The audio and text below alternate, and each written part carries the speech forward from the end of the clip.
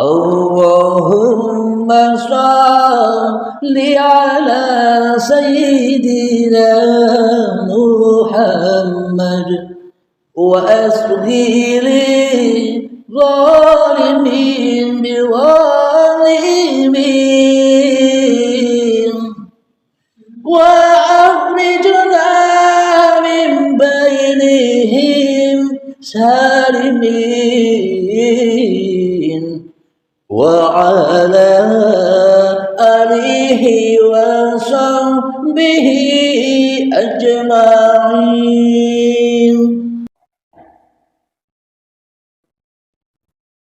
Assalamualaikum warahmatullahi wabarakatuh.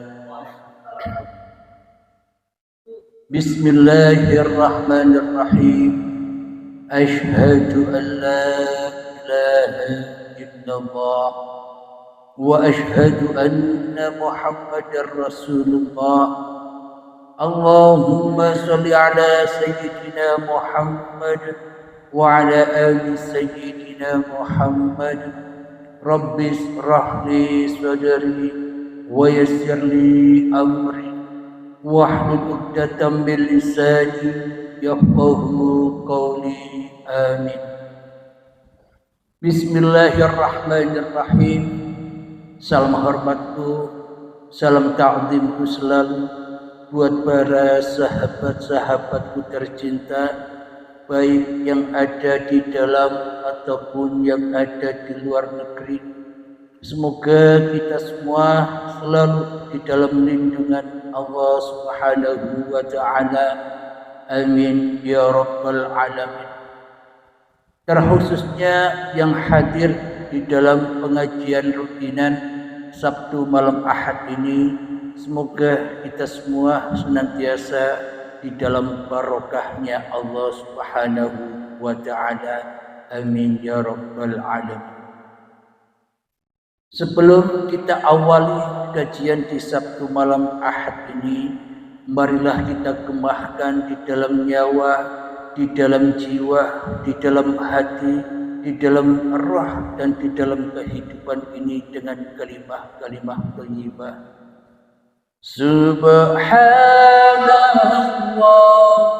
walhamdulillah wa la ilaha illallah wallahu akbar wa la hawla wa la quwwata illa billahil aliyyil azim. Shadaqallahul azim. Tema judul kali ini adalah Aku adalah Rasulullah. Tentunya judul yang seperti ini sangat amatlah tabu. Akan tetapi Kanjeng Nabi Muhammad, innama bu'istu liutammima makarimal akhlak, tidak diutus aku hanyalah untuk memperbaiki akhlak, yakni akhlak-akhlak manusia supaya kembali kepada Tuhannya. Jadi yang dibawa oleh Kanjeng Nabi Muhammad itu babagan rohani, babagan hati, yang mana hati ini selama ini selalu ingkar kepada Allah. Hati ini selalu mensekutukan Allah dengan diri kita sendiri di dalam hati kita. Selama ini rohani kita selalu mensekutukan kewujudan Allah dengan kewujudan diri manusia kita. Selama ini rohani kita selalu mensekutukan hidupnya Allah dengan hidup diri manusia kita. Selama ini rohani kita selalu mensekutukan kekuasaan Allah dengan kekuasaan diri manusia kita, sehingga seolah-olah Allah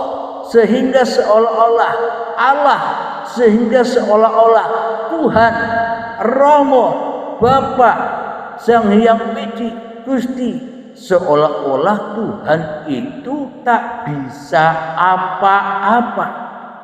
Tuhan tak bisa wujud, padahal Tuhan itu lebih wujud dari ciptaannya. Padahal Tuhan itu lebih wujud daripada diri kita. Itulah rohani kita yang selama ini jahiliyah.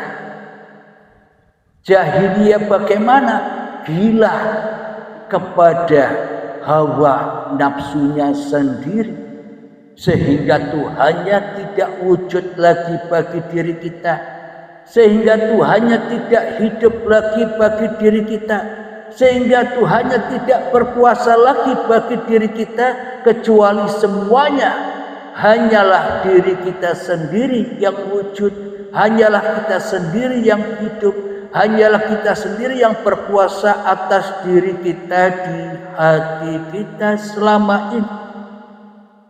Inilah tanda-tanda bahwa selama ini kita masih jahiliyah. Kenapa? Karena rohani kita tersesat di dalam golongan iblis dan syaitan, yakni sombong kepada Tuhannya. Kenapa kok sombong kepada Tuhannya? Karena kita merasa lebih wujud daripada Tuhan, sehingga Tuhannya goib. Inilah yang dimaksud golongan jahiliyah itu. Hati rohani yang selalu menjahili wujudullah, rohani yang selalu menjahili wujudullah. Uripe Allah diakui sebagai wujud dan uripe manungsane di dalam hati kita. Inilah kejahilian kita. Kita selama ini menjadi utusan-utusan. Kita selama ini menjadi rasul-rasul. Kita selama ini menjadi pesuruh-pesuruh iblis yang ada di dalam hawa nafsu kita sendiri, daripada menjadi Rasulullah, daripada menjadi utusan-utusan Allah, daripada menjadi pesuruh-pesuruh Allah. Seolah-olah hanya kitalah yang berperan di muka dunia ini. Maka itu Kanjeng Nabi Muhammad diturunkan ke dunia guna untuk memperbaiki akhlak-akhlak kaum jahiliyah yang hatinya, yang rohaninya seperti demikian. Ya, seperti saya sendiri selama ini. Alhamdulillahirabbil alamin. Ternyata kita hanya omong besar. Kanjeng Nabi Muhammad adalah nabiku. Akan tetapi selama ini rohani kita tidak sinkron kepada Kanjeng Nabi Muhammad. Hati kita tidak sinkron dengan hatinya Kanjeng Nabi Muhammad yang selalu mentuhankan Tuhan di dalam hatinya daripada mentuhankan Muhammadnya di dalam hatinya. Apa buktinya? Di dalam Al-Quran ada ayat, Muhammad, bukan kamu yang melempar, tapi aku yang melempar. Inilah tanda bukti bahwa Kanjeng Nabi Muhammad itu adalah benar-benar Rasulullah, yang mana selalu diutus Allah di dalam rohaninya, yang selalu dituhani oleh Allah di dalam hatinya, yang selalu dikuasai Allah di dalam hatinya. Kanjeng Nabi Muhammad tak merasa berkuasa sendiri, tak merasa wujud sendiri, tak merasa hidup sendiri, kecuali la ilaha illallah. Jadi siapakah golongan para nabi dan para rasul? Yakni hati atau rohani, yang mana rohaninya sudah dikembalikan kepada Tuhannya. Apanya yang dikembalikan? Hidup sudah dikembalikan sebagai hidup Tuhannya. Badan dikembalikan sebagai zahir Tuhannya, maknanya ciptaan Tuhan.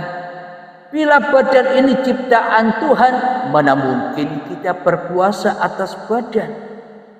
Bila kita tak berkuasa lagi atas badan ini, maka inna sholati wa nusuki wa mahyaya wa mamati lillahi rabbil alamin. Sesungguhnya sholat, ibadahku, bahkan hidup dan matiku, semuanya hanyalah milik Rabbul Alamin. Inilah tanda bukti bahwa kita sudah menjadi Rasulullah. Maknanya selalu diutus Allah, selalu dirasuli Allah, selalu disuruh Allah. Maknanya selalu dan selalu diperankan dan dipergerakkan hanya oleh Allah, daripada dipergerakkan atau diperjalankan oleh hawa nafsu kita sendiri. Inilah tanda bukti bahwa sesungguhnya seluruh manusia ini adalah para rasul-rasulnya Allah, para utusan-utusan Allah, para pesuruh-pesuruh Allah, para khalifah-khalifah Allah, para ciptaan-ciptaan Allah. Karena manusia hanyalah melihat sudut pandang kewujudan manusianya, Kanjeng Nabi Muhammad saja seolah-olah manusianya berputus asa di dalam hatinya. Bagaimana mungkin aku bisa seperti Kanjeng Nabi Muhammad? Nabi Muhammad itu kan nabi, aku orang biasa. Itulah keputusasaan manusia, karena manusia lebih cinta kepada dirinya sendiri daripada cinta kepada Tuhannya. Alhamdulillahirabbil alamin. Mari kita buka ayatnya.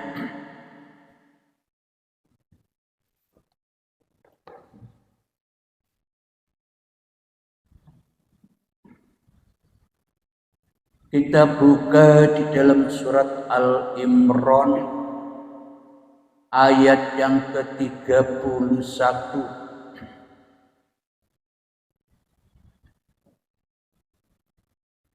A'udzu billahi minasy syaithanir rajim. Bismillahirrahmanirrahim.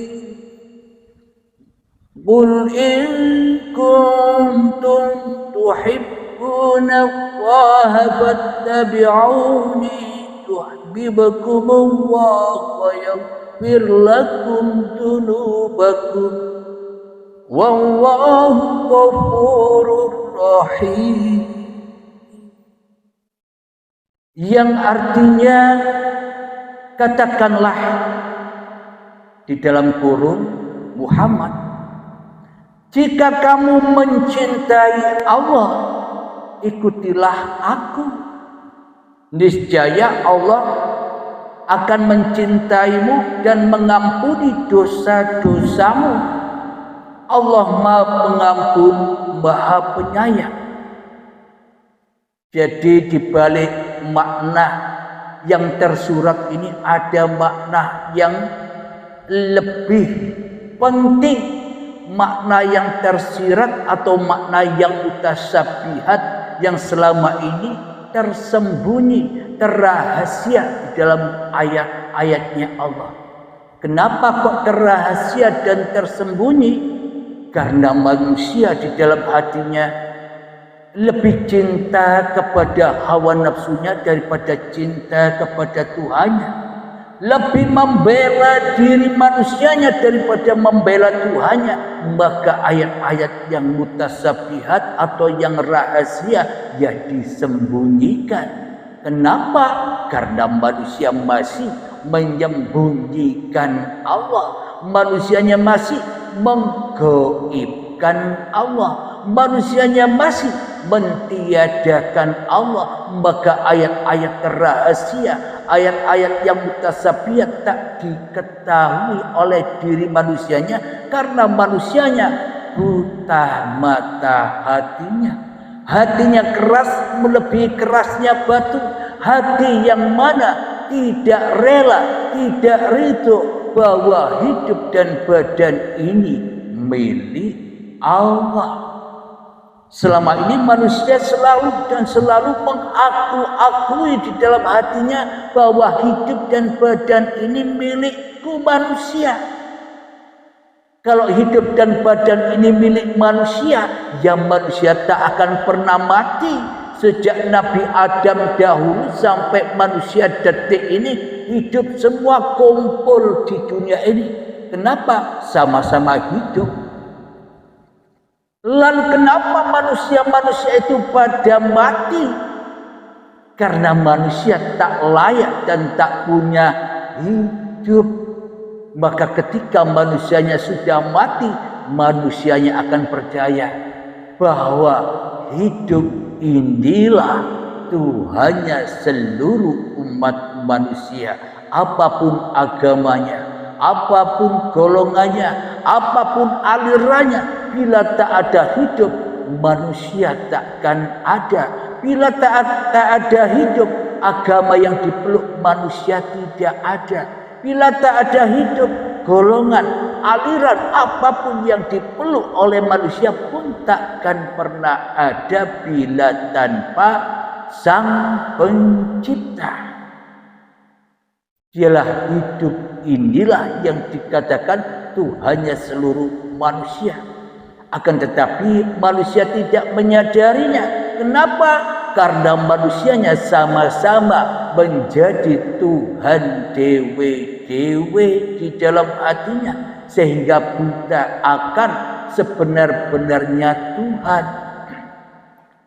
Mari kita jelaskan makna yang tersirat atau yang tersembunyi dari ayat ini. Katakanlah di dalam kurung ini Muhammad, akan tetapi saya memaknai bukan Muhammad, akan tetapi ya ayyuhan nas, wahai seluruh manusia. Wahai seluruh manusia yang bagaimana yang diseru oleh Allah? Manusia yang sudah jadi utusan-utusan Allah. Manusia yang sudah mengembalikan bahwa hidup dan badan ini hanyalah milik Allah. Jadi Muhammad ini adalah sebagai lambang seluruh umat manusia, rajanya umat manusia, contoh suri tauladanya seluruh umat manusia, agar manusia mengikuti jalan Muhammad menjadi Rasulullah. Jangan menjadi Rasulun nafsi, menjadi utusan-utusan dirinya sendiri di dalam hatinya.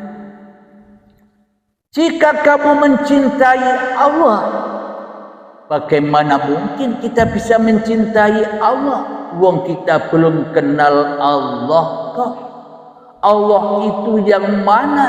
Allah itu yang bagaimana? Bagaimana mungkin kita bisa mencintai Allah bila kita tak mengenal dan tak pernah berjumpa langsung dengan Allah? Sama halnya kita kepada pasangan-pasangan kita dulu, kepada istri kita. Bagaimana mungkin aku bisa mencintai istri kita, istri saya? Wong saya belum ketemu wajahnya bagaimana, sosoknya bagaimana, kurus atau gemuk. Ketika aku belum pernah bertemu dengan sosok calon istriku dahulu, bagaimana mungkin aku bisa cinta kepada hal yang belum pernah aku temui? Jadi timbulnya mahabbah, timbulnya cinta itu setelah kita berjumpa dengan siapa yang kita cintai. Ketemu dulu baru cinta, bukan cinta dulu. Bila cinta dulu itu berarti cintanya cinta hoak. Cintanya cinta palsu. Cintanya cinta dusta. Kenapa? Ternyata di dalam rohani kita, di dalam hati kita, kita lebih cinta kepada diri kita sendiri daripada yang lainnya diri kita. Inilah yang dimaksud cinta hoak. Kita bilang aku cinta Allah tapi tidak pernah ketemu Allah. Yang mana mungkin disebut cinta? Maka untuk cinta kepada Allah, ya kita harus tahu Allah Tuhan, Allah Bapa itu siapa. Di dalam Al-Quran disebutkan Allahu la ilaha illa huwal hayyul qayyum. Allah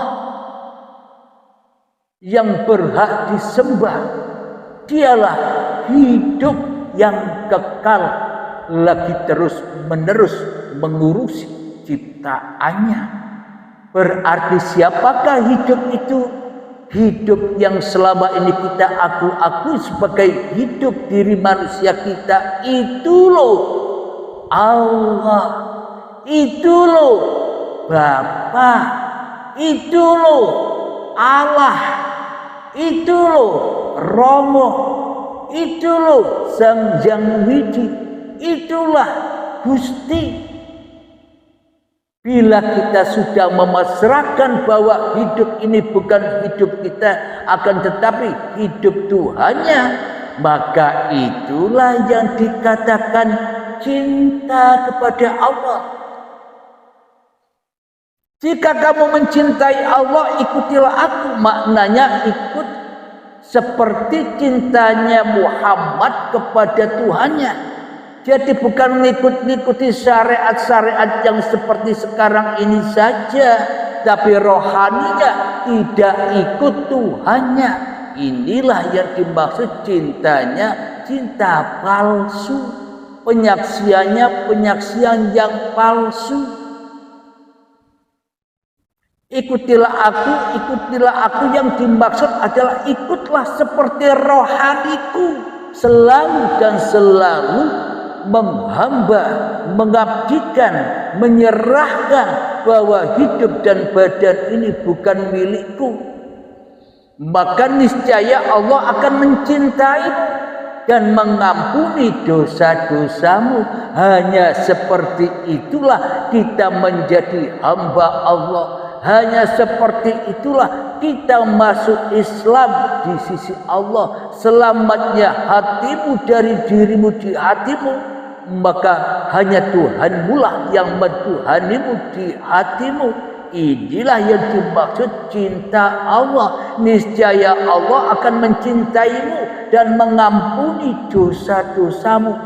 Ambelas sudah dosa-dosanya. Kenapa?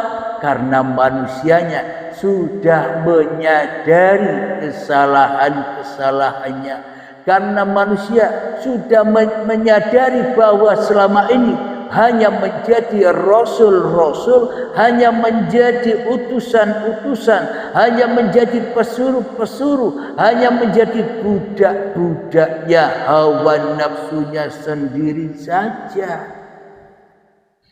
Maka dari itu inilah yang dimaksud hari pertanggungjawaban.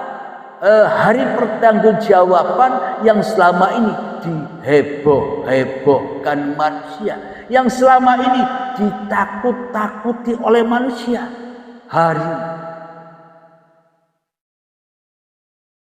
Hari perhitungan atau hari pertanggungjawaban yang ditakuti oleh seluruh manusia. Kenapa kok manusia takut?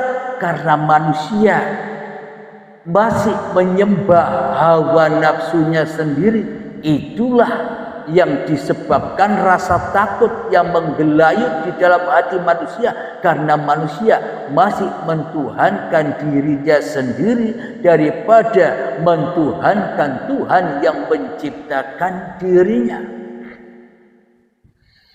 Jadi inilah hari pertanggungjawaban itu, yakni ketika kita menyerahkan kembali amanah-amanah Allah yang selama ini kita rampas sebagai amanah diri kita, yang kita rampas, yang kita hak miliki, hidup dan badan sudah dipasrahkan kembali, bahwa hidup dan badan inilah dohir batinnya Tuhan yang Maha Mencipta. Setelah dipertanggungjawabkan bahwa hidup dan badan ini hanya milik Allah, maka sejak itulah terampuni dosa-dosa yang dulu, dosa-dosa yang sekarang, dan dosa yang akan datang. Bagaimana mungkin manusia bisa berdosa bila manusia tak punya apapun? Manusia tak punya hidup, manusia tak punya badan, manusia tak punya aktivitas. Bagaimana mungkin manusia disebut berdosa, sedangkan apa yang terjadi pada tubuh ini bukan laku manusianya.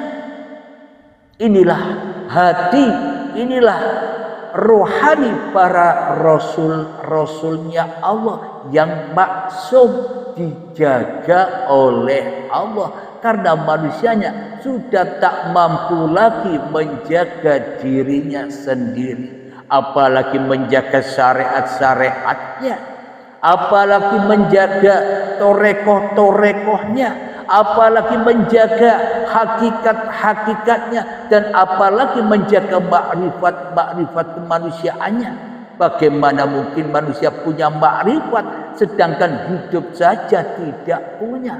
Yang berhak untuk makrifat ya hanya pencipta manusianya, yang bisa mengawasi, yang bisa menjaga, mencukupi, memperjalankan ciptaan-ciptaannya.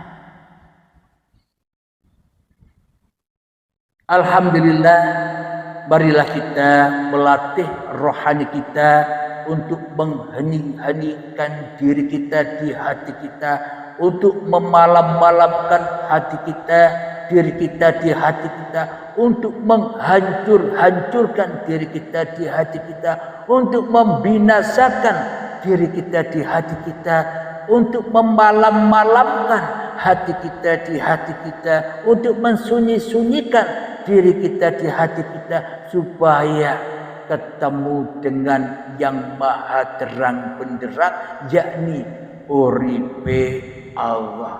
Marilah kita mengheningkan cipta. Bismillahirrahmanirrahim. Mengheningkan cipta, mulai.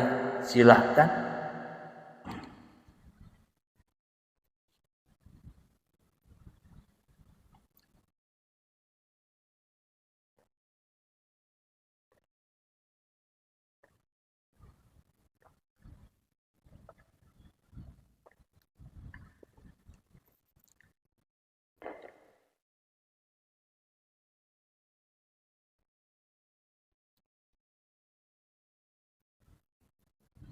Alhamdulillahirabbil alamin. Mengheningkan cipta selesai.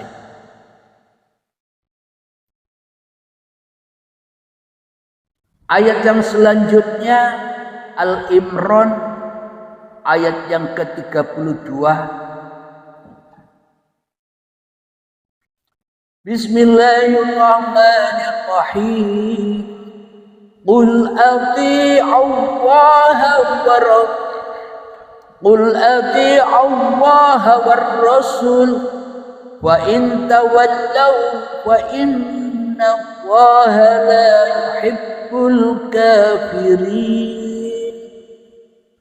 Yang artinya, katakanlah dalam kurung Muhammad, taatilah Allah dan Rasul. Jika kamu berpaling, ketahuilah bahwa Allah tidak menyukai orang-orang kafir. Maknanya bagaimana ini? Katakanlah ya ayyuhan nas, orang-orang yang didekatkan kepada Allah. Taatilah Allah dan Rasul. Maknanya Yang pertama itu taatilah, bukan Rasulnya dulu. Jangan taat kepada Rasulnya dulu. Bila tak ada Allah, ya tak ada Rasul. Bila tak ada hidup, ya tak ada badan. Jangan taat kepada badan, taatlah kepada ruhanimu. Karena ruhani inilah Tuhan yang mengendalikan badan. Tuhan yang mengendalikan syariat.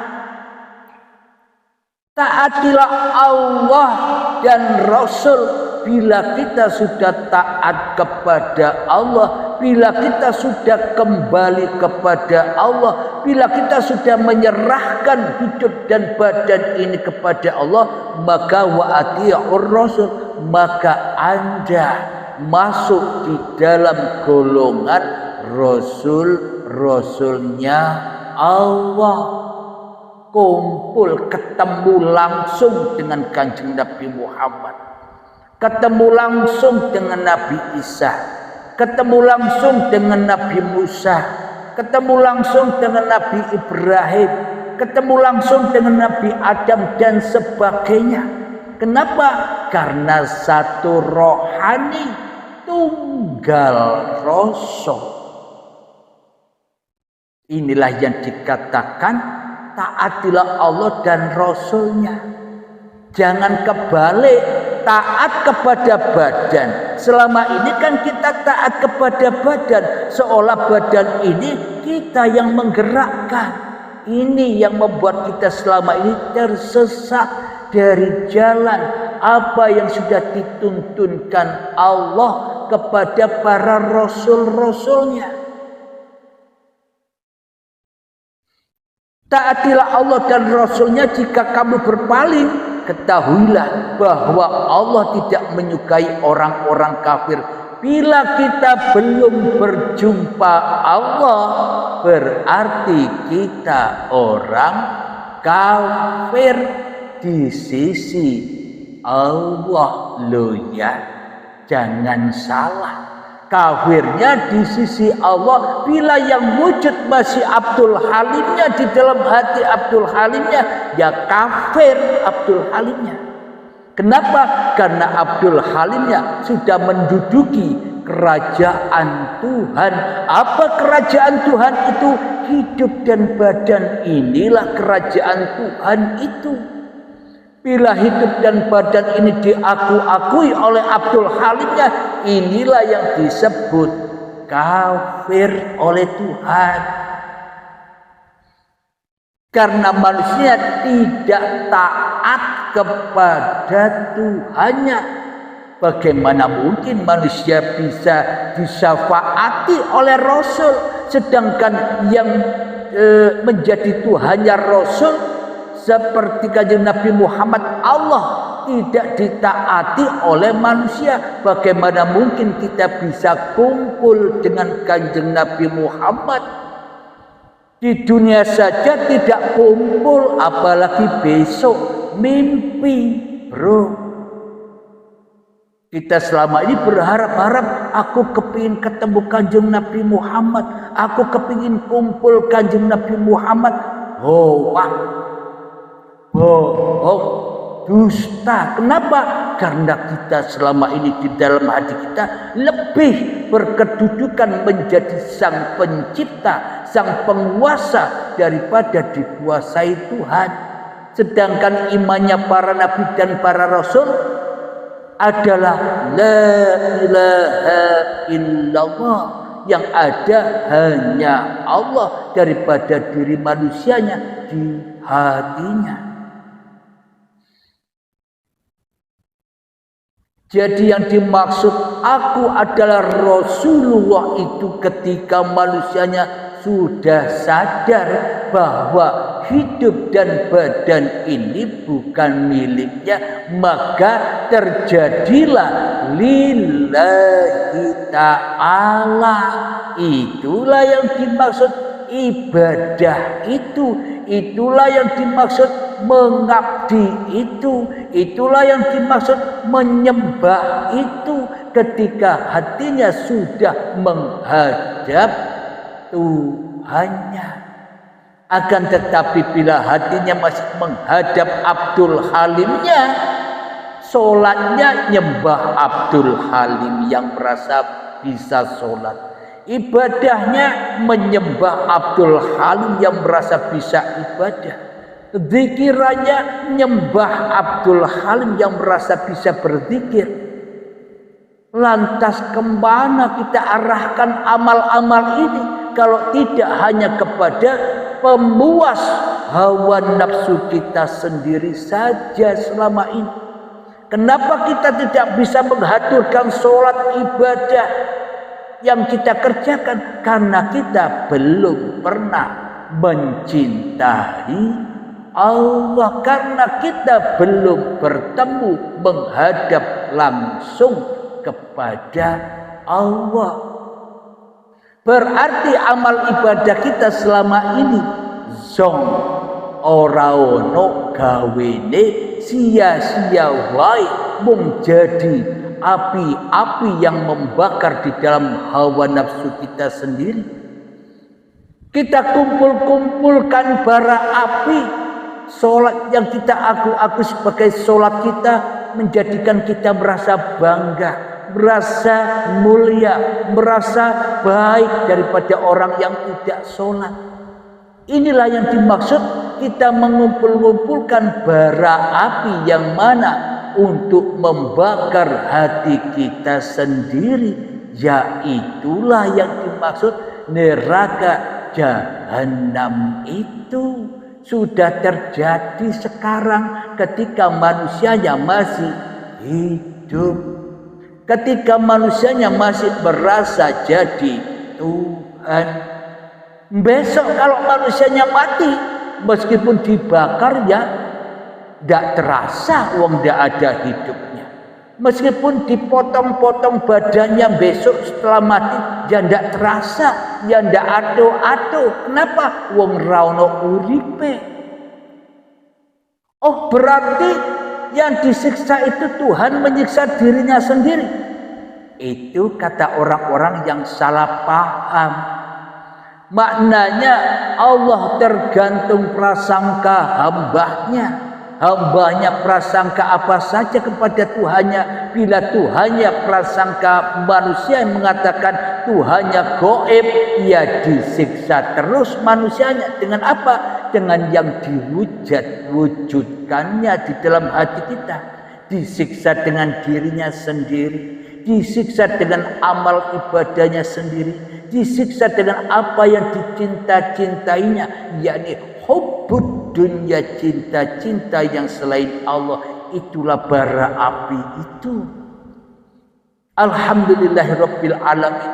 Semoga kita menjadi rasul-rasulnya Allah, sehingga kita sadar bahwa kita ini berasal dari Zatullah, kita berasal dari sifatullah, kita berasal dari asma'ullah, kita berasal dari af'alullah. Karena kita tak bisa apa-apa, yang bisa hanya Allah, yaitulah Rasul-Rasulnya Allah.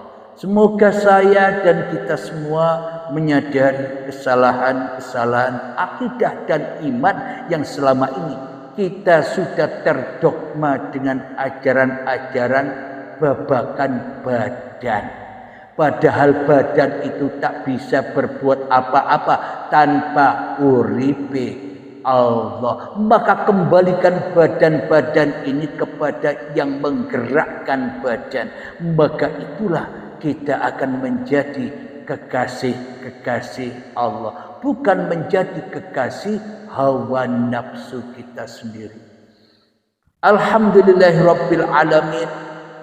Semoga Allah akan memberi hidayah terkhususnya buat saya dan kita semua memahami apa yang sudah dipaparkan, melalui Al-Quran ini. Semoga kita bisa mempraktekkan dan menjalaninya.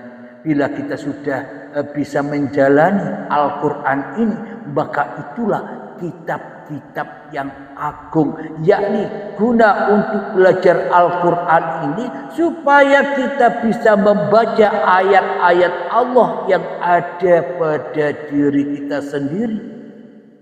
Duduk kita baca, oh kalau tidak ada hidup ya tidak mungkin ada duduk.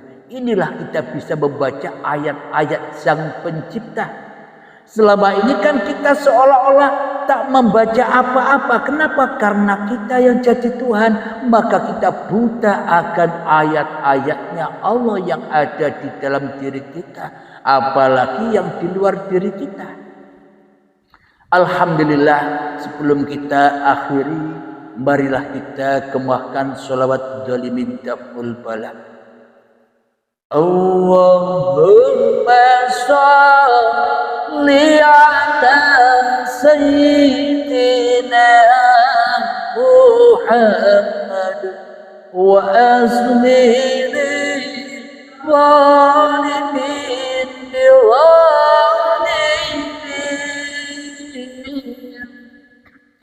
Allahumma salli ala sayyidina Muhammad wa aslih zalimin biwalimin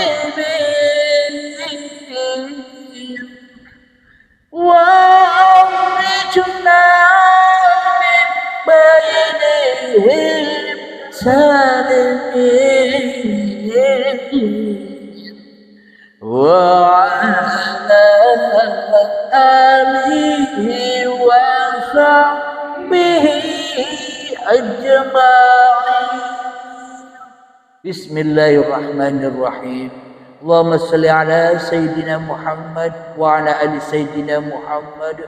Allahumma ya qadiyal hajat, Allahumma ya mujibad da'wat, Allahumma ya rafi'ad darajat, Allahumma ya muhiddal muskilat, Allahumma ya syafiyal amrat, Allahumma ya kafiyal muhimmat, Allahumma ya dafi'al baliyat.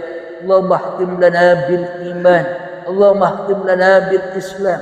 Rabbana ighfir lana wa liwalidina warhamhuma kama rabbayana shighara. Rabbana atina fid dunya hasanah wa fil akhirati hasanah wa qina adzabannar. Wa sallallahu ala sayyidina Muhammad wa ala alihi wa sahbihi wa sallam. Walhamdulillahi rabbil alamin. Akhir kalam. Assalamualaikum warahmatullahi wabarakatuh.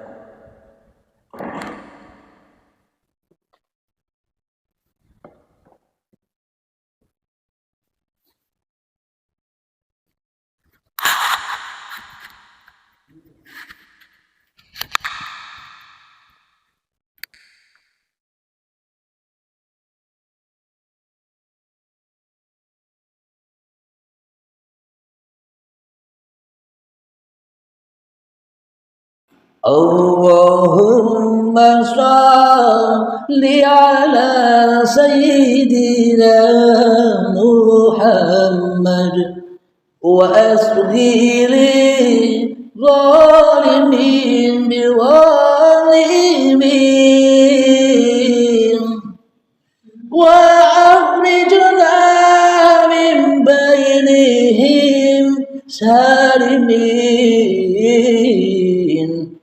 wa ala alihi wa sahbihi ajma'in.